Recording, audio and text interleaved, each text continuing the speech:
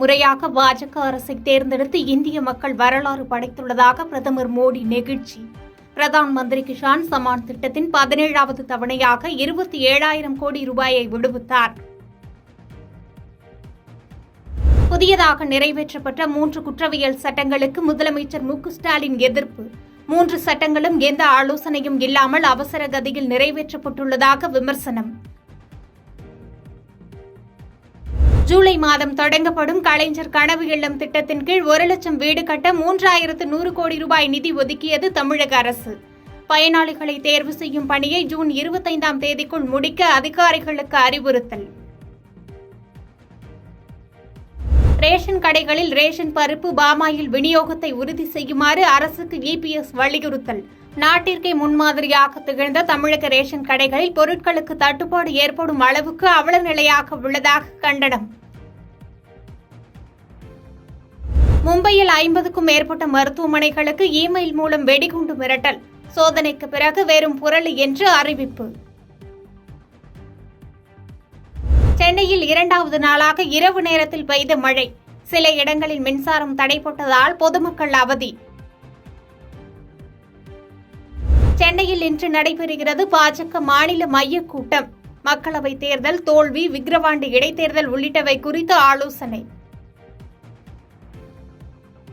சென்னை பெசன்ட் நகரில் தாறுமாறாக காரை ஓட்டி விபத்தை ஏற்படுத்திய சம்பவம். ஆந்திர எம்பியின் மகளை கைது செய்த காவல்துறை. மினி பேருந்துகளுக்கு மீண்டும் அனுமதி வழங்க தமிழக அரசு திட்டம்.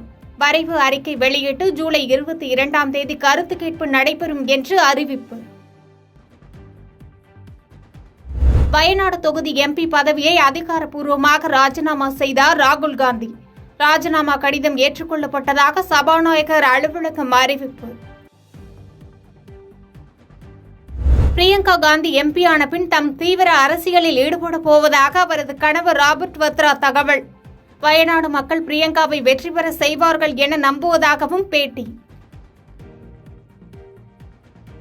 வாரணாசியில் உள்ள டாக்டர் சம்பூர்ணான் விளையாட்டு வளாகத்தை முன்னறிவிப்பு எதுவுமின்றி பார்வையிட்டார் பிரதமர் மோடி. காசி இளைஞர்களுக்கு இந்த அரங்கம் மிகவும் பயன்படும் என்று பிரதமர் வலைதள பதிவு. T20 உலகக்கோப்பை கிரிக்கெட் தொடரில் சூப்பர் 8 சுற்று போட்டிகள் இன்று தொடக்கம். முதல் போட்டியில் அமெரிக்கா தென்னாப்பிரிக்கா அணிகள் மோதல். பாதகம் செய்பவரை கண்டால் நாம் பயங்கொள்ளலாகாது பாப்பா. மோதி மிதித்து விடு பாப்பா, அவர் முகத்தில் உமிழ்ந்து விடு பாப்பா. அண்மை செய்திகளை உடனுக்குடன் தெரிந்து கொள்ள இணைந்திருங்கள் இயம்நாடு தொலைக்காட்சியுடன்.